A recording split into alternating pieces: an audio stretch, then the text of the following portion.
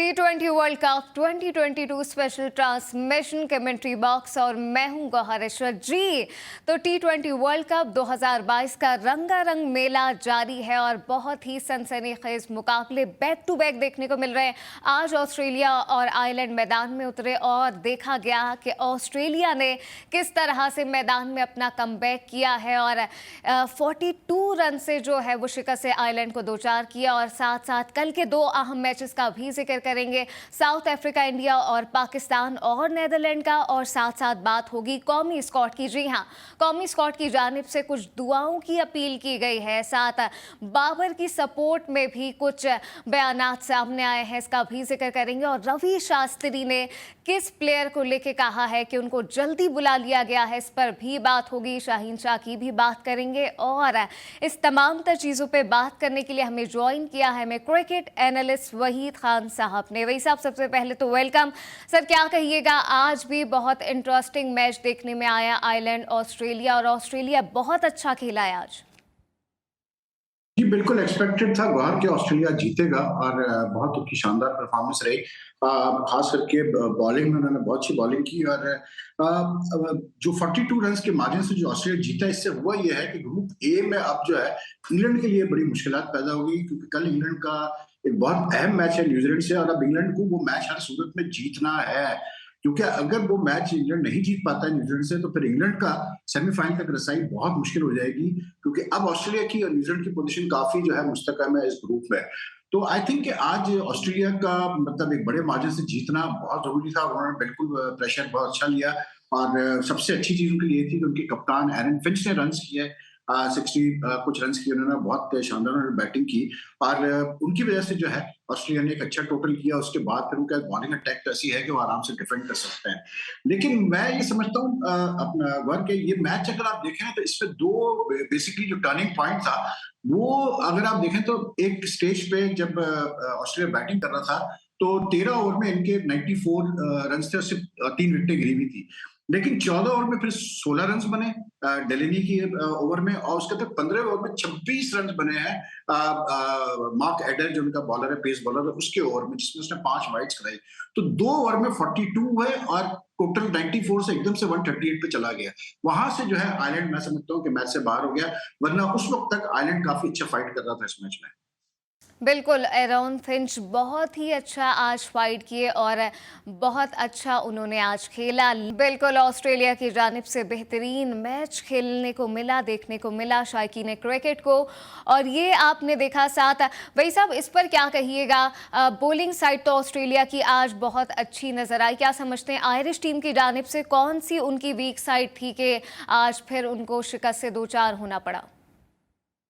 जैसे मैंने कहा, वहां के वो जो 2 ओवर में रन ज्यादा दिए, उसके अलावा भी फील्डिंग में भी थोड़ी सी लक आयरलैंड के साथ नहीं थी, इस सेंस में कि बहुत सारे कैचेस, लो कैचेस थे जो मतलब बाउंड्रीज पे गए, जो फील्डर्स से थोड़ा सा आगे गिर रहे थे। तो काफी दफा ऐसा हुआ कि फिंच को भी मौका मिला, और स्टॉइनिस ने जिसने 35 की उसको भी मौका मिला, मार्श को भी मौका मिला। तो थोड़ा सा आज लक मुझे लगता है आयरलैंड के फेवर में नहीं थी। और आयरलैंड का हमने देखा है कि जब ये अच्छा खेलता है या किसी टीम को मारते हैं, तो इनकी जो ओपनिंग मतलब पार्टनरशिप है इनकी, पॉल स्टर्लिंग की और उसकी बिल बर्नी की, इन दोनों का, इनमें से या तो दोनों रन करते हैं या फिर एक तो जरूर बड़ा स्कोर करता है। लेकिन आज इत्तेफाक से दोनों जल्दी आउट हो गए, और उसके बाद फिर जो है इन पे बड़ा प्रेशर आ गया था, क्योंकि पावर प्ले के अंदर अंदर ही इनके 5 खिलाड़ी आउट हो गए थे 25 रन पे। तो जब आप 180 चेस कर रहे हैं और आपके 25 रन पे 5 खिलाड़ी आउट हो जाए, तो फिर बड़ा मुश्किल हो जाता है। हालांकि बाद में उनका जो कीपर बैट्समैन है आयरलैंड का, टकर, उसने अच्छी बैटिंग की, 72 की है, लेकिन उसको किसी ने, कोई उसके साथ नहीं, कोई उसको साथ नहीं दे पाया बराबर से। आयरलैंड का सारा दारो मदार इनके ये जो 2 बैट्समैन है, बिल बर्नी और स्टर्लिंग, ये बहुत खतरनाक बैट्समैन है। और दोनों ने पहले ओवर में शुरुआत भी अच्छी की, पहले 2 ओवर में छक्के भी लगाए, चौके भी लगाए, लेकिन उसके बाद जैसे ही वो मैक्सवेल आया, उसने आउट किया। उसके बाद फिर कैसे बोलते हैं आपका, उसने स्टार्क ने आते ही 2 बोल्ड मारे। तो उसके बाद फिर ये प्रेशर में आ गए थे बुरी तरह से। तो आज आई थिंक ऑस्ट्रेलिया की बड़ी एक कैसे कहते हैं आप, फ्लॉलेस किस्म की परफॉर्मेंस रही, खास करके बॉलिंग में और फील्डिंग में। तो बड़ी विक्ट्री ऑस्ट्रेलिया की, और ऑस्ट्रेलिया की पोजीशन और मजबूत हो जाती है ग्रुप में, इसलिए क्योंकि ये डिफेंडिंग चैंपियंस है। और इन पे, और ये भी मैं बता दूं कि ऑस्ट्रेलिया जब जो पहला मैच हारा अपना न्यूजीलैंड से, उसके बाद इन पे भी काफी क्रिटिसिज्म हुई, जिस तरह इस वक्त पाकिस्तान टीम पे क्रिटिसिज्म हुई है। तो इनके कप्तान ने बाकायदा कहा मीडिया से और फॉर्मर प्लेयर्स से कि यार थोड़ा तो हमें मतलब सांस लेने का मौका दो। ठीक है, हम पहला मैच हार गए, लेकिन अभी पूरा टूर्नामेंट बाकी है। तो इन पे भी बड़ी शदीद तनकीद हुई थी, लेकिन इन्होंने बड़ा स्ट्रॉन्ग कमबैक किया आज और शो किया कि भाई ये मतलब ऐसी टीम है जो कि बिल्कुल डिफेंडिंग चैंपियंस है और अपना टाइटल का दिफा कर सकती है आराम से। लेकिन एक चीज मैं कहूंगा कि स्टाफ ने आज बहुत अच्छी बॉलिंग की। उसने शुरू में जो है उसको जो लाया गया स्टाफ को, आई थिंक चौथे ओवर में लाया गया था, आती उससे 2 विकेटें ली, मैक्सवेल ने भी एक ओवर में 2 विकेटें ली, उससे जो है बहुत फर्क पड़ा। और स्टार्क इतना एक तजुर्बेकार बॉलर है, अपने मतलब बैकयार्ड में खेल रहा है, तो ऑब्वियसली बात है कि उसको फेस करना कोई इतना आसान काम नहीं है। अच्छा वही साहब, लेकिन आज भी आयरिश टीम ने टफ टाइम देने की भरपूर कोशिश जरूर की। हमने देखा पास्ट में कि वेस्ट इंडीज को भी उन्होंने टफ टाइम दिया, देन फिर इंग्लैंड को भी। बिल्कुल नहीं, आयरिश की टीम बुरी नहीं है और इनको टेस्ट स्टेटस भी मिला हुआ है, पाकिस्तान के खिलाफ टेस्ट भी खेला हुआ है और बड़ी मुश्किल से टेस्ट जीता था। और ये भी मैं बता दूं, इनको जो फायदा हुआ है ना, वो फायदा ये हुआ है कि इन्होंने भी हालिया वर्ल्ड कप में आने से पहले ये इंडिया से भी खेले, गालिबन और टीमों से भी खेले, बड़ी टीमों से भी खेले, तो उससे बहुत फर्क पड़ा इनको, क्योंकि साउथ अफ्रीका से भी खेले ये। तो जब आप तगड़ी टीमों से खेलते हैं, अपने से ऊपर रैंक टीमों से खेलते हैं, तो जाहिर सी बात है फिर आपको कॉन्फिडेंस आता है। तो ये जो वर्ल्ड कप में आए, उससे इनको बहुत फर्क पड़ा है, वो जो ये सारी सीरीज खेलते आ रहे हैं। आज अगर इनका एक ओपनर भी चल जाता, मतलब मुझे थोड़ा सा ये फील हुआ कि ओपनर से थोड़ी सी जल्दबाजी कर दी, लेकिन अगर इनका एक ओपनर भी चल जाता, जैसे उमन ये मतलब बिलबर्नी और स्टर्लिंग खेलते हैं, तो बिल्कुल ये मैच और क्लोज हो सकता था। लेकिन क्योंकि शुरू में 5 विकेटें गिर गई थी 25 रन पे, तो फिर बड़ा मुश्किल होता है कि आप मतलब फिर कमबैक करें मैच में। बिल्कुल ऑब्वियसली, लेकिन खैर दोनों टीम्स की जानिब से एक अच्छी गेम पेश की गई और शायकीन क्रिकेट को काफ़ी ज़्यादा अच्छा खेल देखने को मिला। अभी वक्त हुआ है एक शॉर्ट ब्रेक का। ब्रेक से आने के बाद कल के 2 अहम मैचेस का जिक्र करेंगे, लेकिन अभी लीजिए एक शॉर्ट ब्रेक।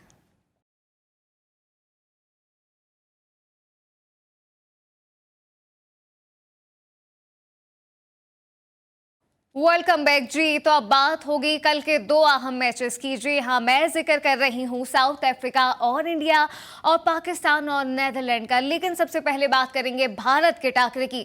वही साहब, क्या कहिएगा, क्या समझते हैं कल भारत की कहाँ पे लेकनेस रही, क्या वजह रही जिससे भारत जो है वो कल शिकस्त से 2-4 हुआ? अब गौर उन्होंने रन ही काफी नहीं किए थे ना, 134 रन तो खैर अगर वो 150 भी कर जाते तो मेरे ख्याल से शायद ये मैच जो है वो जीत सकते थे। लेकिन रन उन्होंने काफी कम किए थे, 134 रन बहुत कम थे उनकी बैटिंग की वो मतलब मद्देनजर रखते हुए। और हालांकि सूर्या कुमार यादव ने अच्छी बैटिंग की, लेकिन उसके अलावा जो है कोई भी बैट्समैन उस तरह से लंबी नींद नहीं खेल पाया जैसे खेलनी चाहिए थे उसको।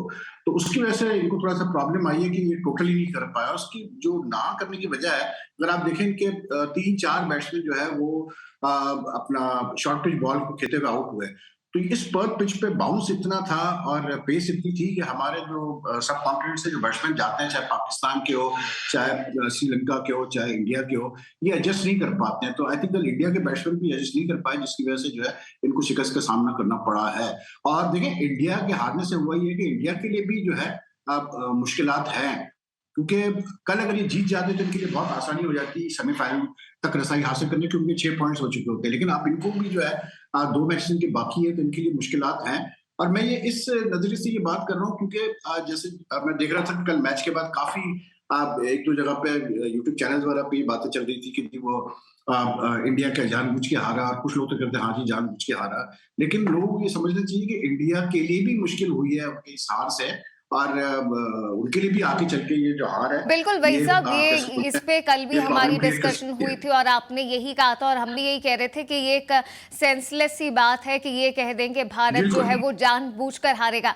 लेकिन वही साहब, एक और चीज मैं यहाँ पे कोट करना चाहूंगी। सलीम मलिक साहब फॉर्मर क्रिकेटर हैं, उन्होंने इस हवाले से कहा है कि भारत जानबूझकर हारा है। इस पर क्या कहेंगे? सलीम मलिक का तो बैकग्राउंड पता ही है ना आपको।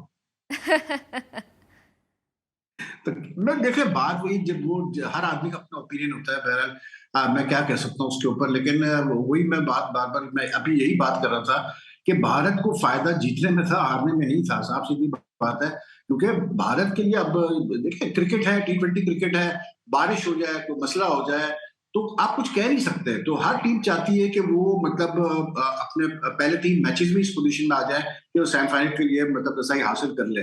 तो भारत को कोई फायदा नहीं हुआ इससे, मतलब हारने से, या कोई ये भी नहीं कंफर्म हुआ कि जी भारत क्योंकि हारा है तो पाकिस्तान बाहर हो गया। पाकिस्तान तो देखिए जिम्बाब्वे से और इंडिया से जब पहले 2 मैच हारा तो उसी वक्त पाकिस्तान के लिए मुश्किल हो गई थी, क्योंकि टीमें वर्ल्ड कप में जब आप पहले 2 मैच अपने हार जाएं 5 में से, तो बहुत मुश्किल होता है कि आप कमबैक कर सकते हैं।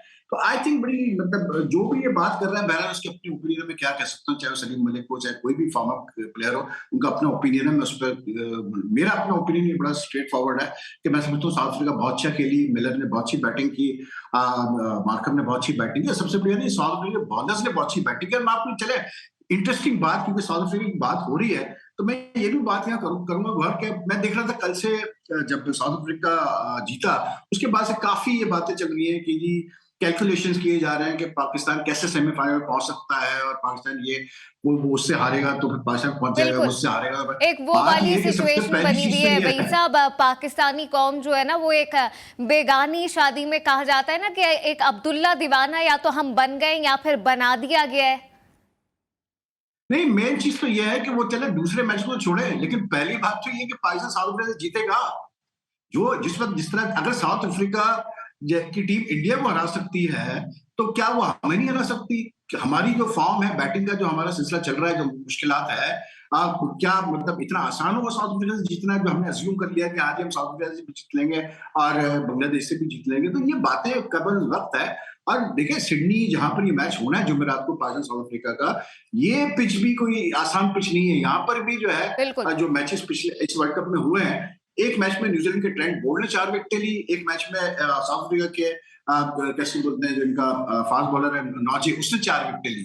तो आसान नहीं होगा। पहले तो पाकिस्तान साउथ अफ्रीका से भी जीते, उसके बाद फिर देखते हैं क्या होता है क्या नहीं होता। लेकिन पर्सनली स्पीकिंग बड़ा मुश्किल है पाकिस्तान में क्वालिफाई करना। दूसरा ये कि मेरा सवाल ये है कि देखिए जी, बात ये है कि अगर आप अच्छा खेलेंगे तो आप अच्छी क्रिकेट खेलेंगे, आप क्वालिफाई कर देंगे। क्या पाकिस्तान डिजर्व भी करता है सेमीफाइनल में खेलने के लिए? इसलिए अगर सेमीफाइनल में आप जाते हैं खेलने के लिए, तो आपको सामना करना पड़ेगा या तो न्यूजीलैंड का, या इंग्लैंड का, या ऑस्ट्रेलिया का। क्या हमारी टीम इस वक्त इस पोजीशन में है कि हम न्यूजीलैंड, इंग्लैंड या ऑस्ट्रेलिया की किसी भी कोई भी एक टीम को हम ऑस्ट्रेलियन कंडीशन में हरा सकते हैं? बहुत मुश्किल है। तो आई थिंक बजाय इसके कि आप अब इस वर्ल्ड कप पे रोना गाना करें, छोड़े, अब इस वर्ल्ड कप को जो होना था हो गया, दुनिया खत्म नहीं होती। लेकिन अब आगे का सोचें, सोल्यूशन निकालें कि आगे क्या बेहतरी आ सकती है। पाकिस्तान टीम जैसी वापस पहुंचेगी घर, इंग्लैंड ने आना है टेस्ट सीरीज खेलने के लिए। इसको 17 साल बाद इंग्लैंड आ रही है टेस्ट सीरीज खेलने के लिए। फिर न्यूजीलैंड आएगी टेस्ट सीरीज खेलने के लिए और व्हाइट बॉल सीरीज खेलने के लिए। फिर अगले साल एशिया कप है 50 ओवर का, वर्ल्ड कप है भारत में 50 ओवर का। तो अब हमें उसकी तैयारी शुरू करनी चाहिए। हम बैठ के ये बेकार इस वर्ल्ड कप के ऊपर हम रोना गाना कर रहे हैं, बेकार चीज है बिल्कुल। मैं समझता हूँ कि हमारे पास जो मौका था, हम अपने हाथ से गंवा बैठे हुए मौका। भारत से तो चले हम हार गए, लेकिन वो भी एक बड़ी शिकस्त थी। उसका जिम्बाब्वे से हारना तो समझने कि हमने अपने पैर पे खुद ही कुल्हाड़ी मारी है। तो अब क्या इस पे बैठ के हमने रोना बिल्कुल है, वही साहब, करना आप है, बेकार बिल्कुल ही बात। बजा फरमा रहे। मैं भी इस पर एग्री करती हूँ कि अब हम डिजर्व शायद नहीं करते, बिकॉज जो टीमें मैदान में इतना अच्छा परफॉर्म कर रही हैं तो वही अब डिजर्व करती हैं, और हम बिना खेले तो ऑब्वियसली सेमीफाइनल में नहीं जा सकते। तो ये उम्मीदें तो खैर अब हमें इनसे बाहर ही निकलना चाहे तो बेहतर होगा। लेकिन इस पर क्या कहेंगे वही साहब, कल जिस तरह से इंडिया की फील्डिंग रही और फिर कोहली ने इतना इंपॉर्टेंट मैच कैच उनसे जो है वो ड्रॉप हो गया। हाँ नहीं, वो सही कह रही हैं आप, क्योंकि कोहली जो है वो इंसान थोड़ी है, वो जिन है। वो तो उससे गलती तो हो ही नहीं सकती ना। मतलब वो कैसे उसने कैच ड्रॉप किया, वो जानबूझ के उसने ड्रॉप किया है। वो जिन है इसलिए वो कभी कैच छोड़ता ही नहीं है। ये देखें बात, मैं क्या इस पे बात करूं। बड़े से बड़े प्लेयरों से कैच ड्रॉप होते हैं यार। मतलब क्या बाबर से कैच नहीं ड्रॉप होते? क्या फिंच से कैच ड्रॉप नहीं हुए? क्या कीपर से कैच नहीं ड्रॉप होते? इस वर्ल्ड कप में जितने मैचेस हुए इसमें आप देखिए कितने। कल उस बंदे ने जिसने मतलब 100 किए हैं, कल ये परसों की बात है, जो न्यूजीलैंड से का जो मैच हुआ है, उसने अपना फिलिप्स ने जो 100 किए, ग्लेन फिलिप्स ने 12 रन पे उसने कैच छोड़ा है निसंगता ने। और इतना आसान कैच था वो, मतलब बाउंड्री पे, कि कोई आप 100 में से 99% आप वो कैच ले लेंगे। लेकिन ड्रॉप हो गया कैच। तो अब हम क्या कहेंगे कि जी निसंगता ने जानबूझ के वो कैच छोड़ा, और वो चाहता था कि जी जो है वो 100 करे फिलिप्स। ये बेकार बातें हैं। कैचेस ड्रॉप होते हैं, मिस फील्डिंग भी होती है। आज देखें, आज जो ऑस्ट्रेलिया का उसका मैच था जिसमें आपको बता रहा था कि आयरलैंड को काफी मतलब हाफ चांसेस मिले, नहीं पकड़ पाया आयरलैंड।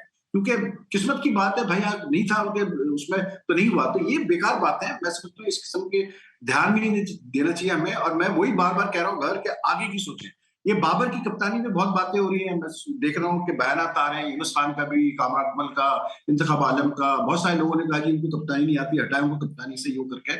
मैं सिर्फ इतना कहता हूँ कि देखें, बात यह है कि आपको सिर्फ ये देखना है कि आपकी टीम में खामी क्या है, खामियां क्या है। एक जो सबसे बड़ी खामी है वो ये है कि जो ये बैट्समैन 2-3 लेके गए थे ऑस्ट्रेलिया, वो इस काबिल नहीं थे क्योंकि ऑस्ट्रेलिया आप लेके जाते वर्ल्ड कप के लिए। तो आपको 2-3 बैट्समैन चेंज करने पड़ेंगे इस टीम में आगे के लिए। एक ये है। दूसरा, कप्तानी की बात रही तो कप्तानी बात ये है कि आपने बाबर को जब कप्तान बनाया 2 साल पहले, तो यही सोच के बनाया था कि ये आपकी टीम का बेस्ट बैट्समैन है और ये आगे चलेगा, ये मतलब इसका फ्यूचर है। क्योंकि अभी उसकी एज सिर्फ 27-28 साल है, तो अभी खेलेगा काफी क्रिकेट।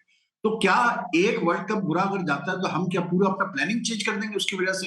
लोगों के कहने पे हम प्लानिंग चेंज कर देंगे। प्लस फिर ये है कि बाबर को अगर आप हटाते कप्तानी से, किसको बनाएंगे आप कप्तान? कौन है आपके पास दूसरा रेडीमेड कप्तान? आप क्या रिजवान को कप्तान बनाएंगे, शादाब को कप्तान बनाएंगे? क्या उनमें इतनी कैपेबिलिटी है कि वो कप्तान कैप्टनसी का प्रेशर बर्दाश्त भी करे और रन भी करे और परफॉर्म भी करे? मैं नहीं समझता। बाबर से बेहतर मतलब इस ड्यूल रोल के लिए कोई नहीं इस वक्त है कि वो कप्तानी भी कर सकता हो और रन भी कर सकता हो। मैक्सिमम आप अगर कर सकती है तो आप ये कर सकती है कि आप टेस्ट में, ठीक है आप चाहते हैं बाबर से प्रेशर कम करना, आप कम कर दें उसको प्रेशर। टेस्ट की कप्तानी आप शान मसूद को दे दें और बाबर को व्हाइट बॉल की कप्तानी करने दें। वो भी मैं समझता हूँ जरूरी नहीं है करना आपके लिए। तो मैं आगे की, बस मैं कहता हूँ कि आगे की प्लानिंग करें, सोल्यूशन देखें, क्योंकि ये पाकिस्तान टीम इतनी बुरी भी नहीं है कि आज जिस पोजीशन में हम अपने आप को मतलब फाइंड कर रहे हैं, ये इतनी बुरी टीम नहीं है। हम नंबर 4 रैंक है T20 इंटरनेशनल में, और वैसे भी हमारी रैंकिंग बुरी नहीं है इंटरनेशनल क्रिकेट में। तो हम मतलब ठीक है, हो जाता है इस टीमों के साथ। हम बुरा खेले, हम हारे, सीधी सी बात है। जब बुरा खेलेंगे एक दिन आप खेलेंगे तो आप हारेंगे। लेकिन ये कि अब आगे की आप सोचें कि आगे क्या बेहतरी ला सकते हैं, आगे क्या हम बेहतरी कर सकते हैं। तो जल्दबाजी में अगर डिसीजन दिए गए वर्ल्ड कप के बाद, तो और नुकसान ही होगा पाकिस्तान क्रिकेट का, फायदा नहीं होना पाकिस्तान क्रिकेट को उससे। बिल्कुल वही साहब, ये आप ठीक फरमा रहे हैं। लेकिन आप ये समझते हैं हमारा पास्ट कुछ रिकॉर्ड ऐसा ही रहा है कि वक्त से पहले हम जो है वो कप्तान बना देते हैं और फिर उनका एग्जिट इस तरह से होता है, फिर उनको हटा दिया जाता है? इस पे आप अपना डीप एनालिसिस क्या बिल्कुल करेंगे? हुआ है। बिल्कुल 100% मैं अग्री करता हूँ आपसे कि बिल्कुल सही कह रही हैं आप कि जिन हालात में बाबर को कप्तान बनाया गया, सरफराज को हटाया गया, वो गलत था। आपको उस टाइम पे मतलब आप थोड़ा सा आप फेज इन करते बाबर को, आप उसको एक व्हाइट बॉल में लेके आते, सरफराज को कप्तान रहने देते आप दूसरे फॉर्मेट का। आपने एकदम से सरफराज को ना सिर्फ कप्तानी से हटाया, आप उसको टीम से ड्रॉप कर दिया और आपने फिर अजहर अली टेस्ट कप्तान बनाया और बाबर को आपने व्हाइट बॉल बनाया। बाद में आपने बाबर को तीनों फॉर्मेट से कप्तान बनाया, तो वो गलत था। लेकिन बात वही ना गौर, कि अगर आपने एक जगह गलती की है तो क्या आप उस गलती को अंडू करने के लिए फिर आप दूसरी गलती करेंगे? अब फायदा कुछ नहीं। क्योंकि देखिए, इसमें तो कोई दो राय नहीं है ना कि हमारी इस वक्त जो क्रिकेट टीम है या जो अवेलेबल प्लेयर हमारे पास, ये भी टीम से बाहर है, क्या इस पे कोई दो राय है कि बाबर आजम इस वक्त आपके पास सबसे बेस्ट बैट्समैन है आपका? इसमें तो कोई दो राय नहीं है ना। जो उसकी परफॉर्मेंस है, जिस तरह उसने मतलब इन टाइम्स, रिसेंट टाइम्स रन किए, वो आपका बेस्ट प्लेयर है। तो ये सेफ बेट होता है कि आप एक बेस्ट प्लेयर को जो है आप कप्तान बनाए। हाँ, आप ये जरूर कर सकते हैं कि आप उसके साथ एक स्ट्रॉन्ग कोच लगाएं, आप उसके साथ एक स्ट्रॉन्ग चीफ सेलेक्टर लगाएं, जो उसकी अगर वो गलत बात कर रहा हो या वो जिद कर रहा हो तो उसको बोल सके कि नहीं तुम गलत बात कर रहे हो, जिद कर रहे हो, ये नहीं होगा, इस तरह होगा, तो फिर बात बन सकती है। आप अब मसला ये कि उसके साथ आपने मोहम्मद वसीम को चीफ सेलेक्टर रखा हुआ है, सकलैन नहीं मुश्ताक तो को वही रखा साहब, हुआ आप है क्या हेड कोच। समझते हैं ये दोनों पाकिस्तानी टीम बेचारे का बड़े कोच सीधे फिर लोग हैं कौन यार। होना चाहिए? बेहतर ऑप्शन कौन है? शुएब अख्तर को अगर हम कंसिडर कर सकते हैं? हैं?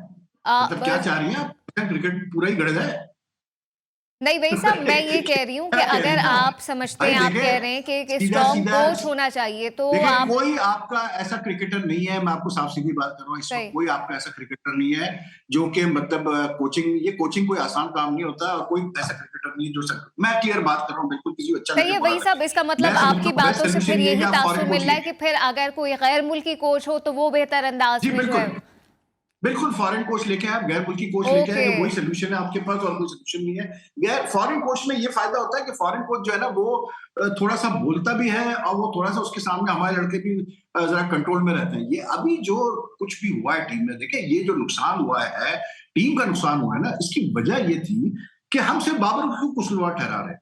बाबर के साथ रिजवान भी है, रिजवान का भी बहुत बड़ा हाथ है इसमें। आप क्या समझ रहे हैं रिजवान इतना सीधा है? बिल्कुल सीधा नहीं है वो। उसका भी बहुत बड़ा रोल रहा है टीम सिलेक्शन में और लड़कों को खिलाने में और ड्रॉप करने में। अरे वही जो साहब, वो जो जो इतने सीधे हैं कि कल उन्होंने कौम से जो है दुआओं की अपील की है। अरे देखें, अगर मतलब इस ये तरह कोई से प्रैक्टिकल मतलब अप्रोच टीमें, है? बात यह है कि देखें गौर, ये बातें ऐसी होती है जिसपे बात करना भी है, क्योंकि सेंसिटिव इश्यूज होता है, इसलिए डर ही सही। लगता है बात करते हुए। लेकिन बात यह है कि दुआओं के साथ आपको जो है वो मेहनत भी तो करनी पड़ेगी ना। सिर्फ दुआ करने से अगर चीज हो जाए तो फिर तो क्रिकेट खेलने की जरूरत ही नहीं है, फिर जाके खड़े हो जाए फील्ड में, बस दुआ काम आएगी, हम जीत जाएंगे, एम्पायर कहेगा पाकिस्तान आप जीत के जाइए आप। ऐसा नहीं होता, आपको जाके खेलना पड़ता है, आपको मेहनत करनी पड़ती है, फिर दुआ काम आती है लोगों की। दुआ लोग तो वैसे ही दुआ करते हैं। कब ऐसा होता है कि पाकिस्तान टीम जब नहीं खेल रही होती है तो दुआ नहीं कर रहे होते लोग? कहीं ना कहीं कोई पाकिस्तानी बैठ के बेचारा या कोई बेचारी दुआ कर रहे होते हैं पाकिस्तान टीम कामयाबी के लिए। लेकिन जब आप खुद गलतियां करेंगे, जैसे बाबर, रिजवान, सकलैन, मोहम्मद वसीम, इन सब की गलती है जो कुछ भी हुआ है, स्टबर्ननेस जो इन्होंने शो की है। दुनिया कह रही थी कि भाई ये बैट्समैन नहीं चलेंगे ऑस्ट्रेलिया में, आपकी टीम बैलेंस नहीं है, इन्होंने नहीं सुना। तो ठीक है जी, हो गया, अब जो होना था, अब मतलब जो खमियाजा हमने भुगतना था भुगत लिया। ये वर्ल्ड कप हमारे हाथ से चला गया, लेकिन अब जो चला गया उस पर क्या हमने बैठ कर रोने यार। अब आगे की सोचें कि आगे चल के हम बेहतर करें, अच्छा करें दूसरे वर्ल्ड कप में। देखिए ऑस्ट्रेलिया में बात यह है कि ऑस्ट्रेलिया में जिस वक्त वसीम अकरम, आई थिंक वकार लास्ट 2003 के बाद से हमने ऑस्ट्रेलिया में अच्छा किया ही नहीं है।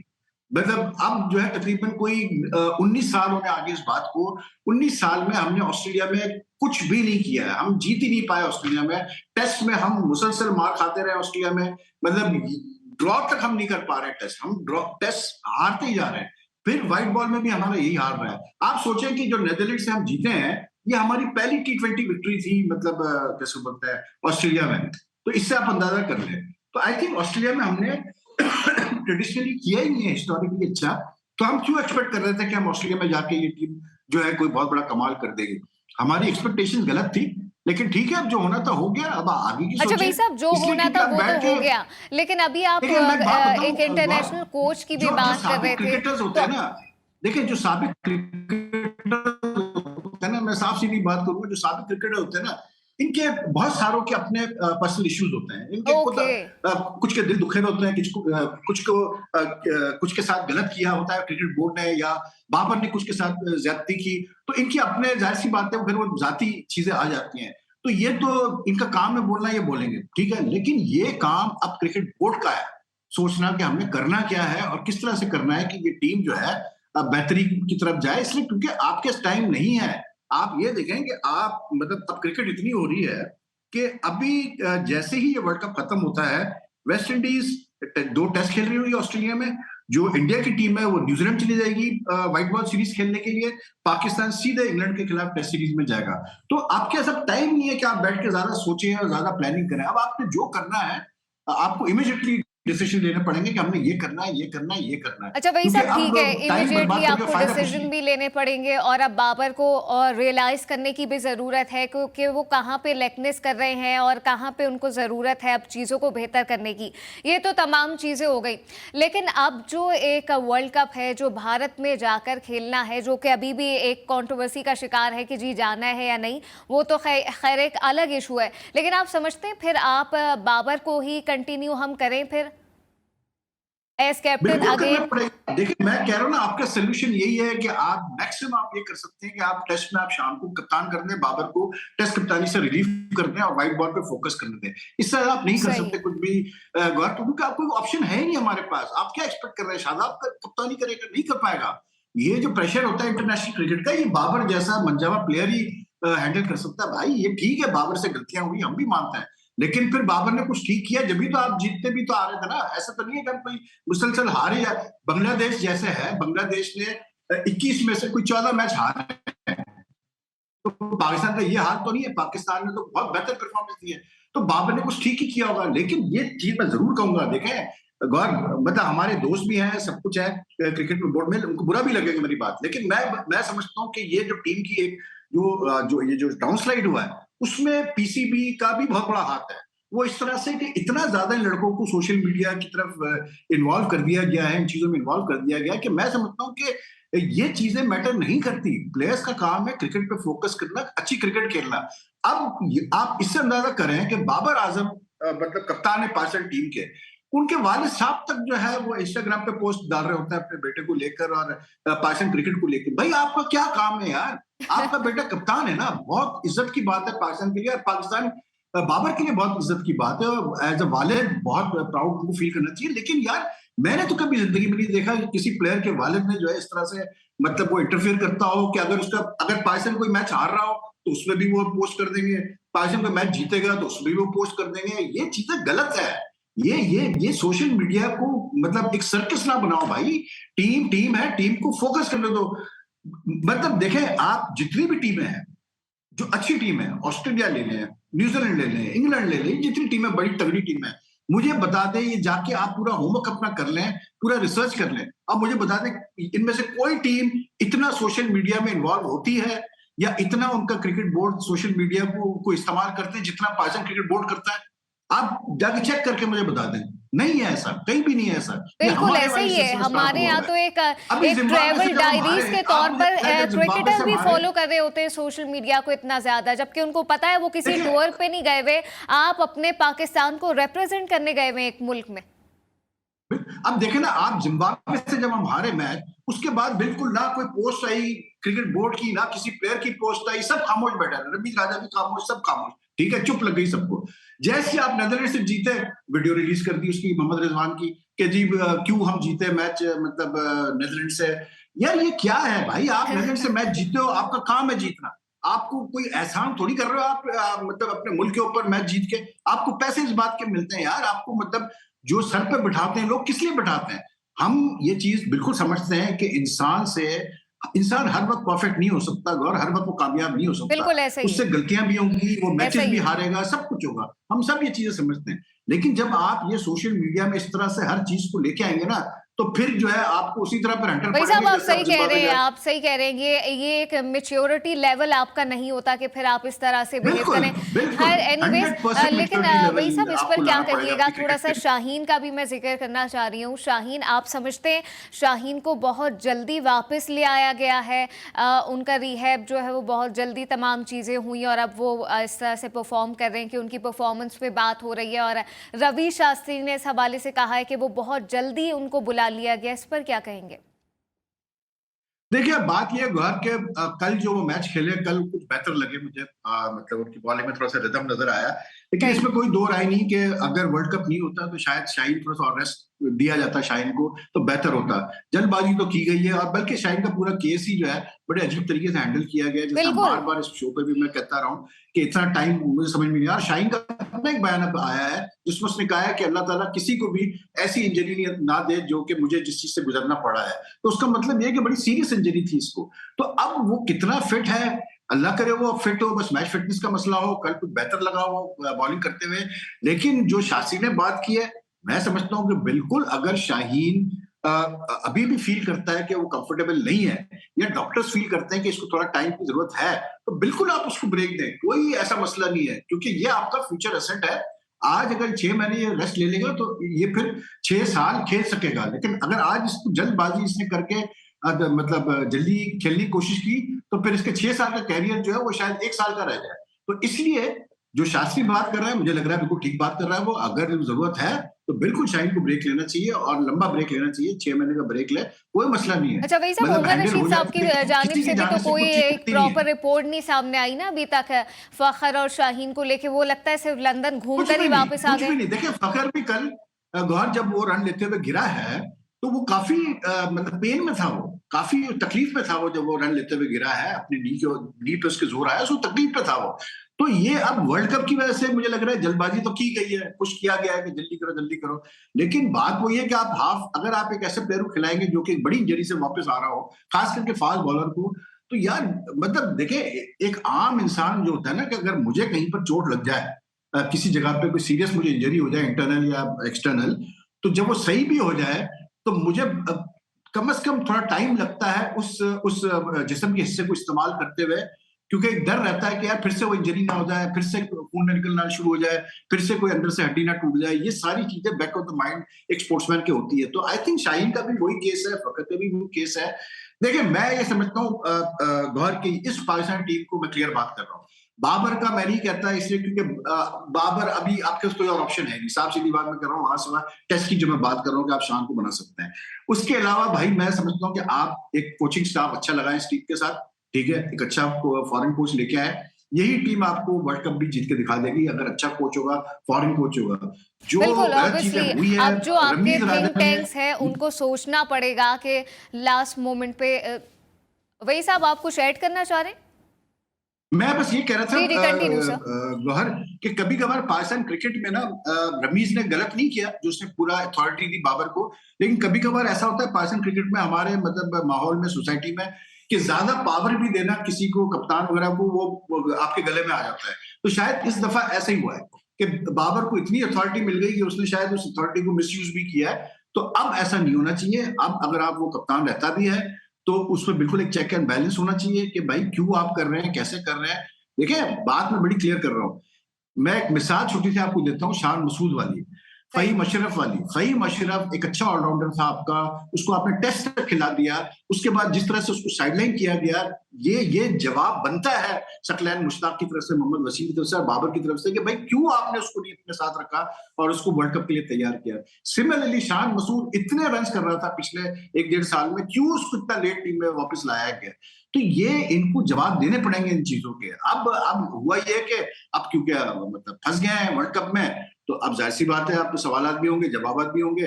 वरना ये जीत रहे थे तो लोग खामोश थे कि भाई क्या बोले, जीत रहे तो खामोश रहो। लेकिन आई थिंक कि कुछ चीजों को ठीक करना है और करना पड़ेगा सूरत में।